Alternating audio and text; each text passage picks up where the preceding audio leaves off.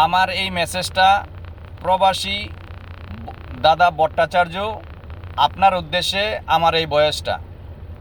আপনি একটা দুবাই প্রবাসীদেরকে নিয়ে একটা ভিডিও বানান। কেন আমরা এত অবহেলিত? কেন আমাদের ভিসা প্রসেসিং বন্ধ? কেন আমরা ভিসা প্রসেসিং করতে পারতাছি না? আমাদের সব কিছু আস্তে আস্তে আস্তে বন্ধ হয়ে যেতেছে। আর দেশের মানুষ এখন আছে, রাজনীতিবিদরা কোন জায়গাকে দখল করব, কিভাবে চাঁদা আদায় করব, কিভাবে সন্ত্রাসী করব, কিভাবে কোন জায়গায় গিয়ে আক্রমণ করব, কিভাবে গুন্ডামানি করব, তারা দেশ নিয়ে এই ব্যস্ত আছে।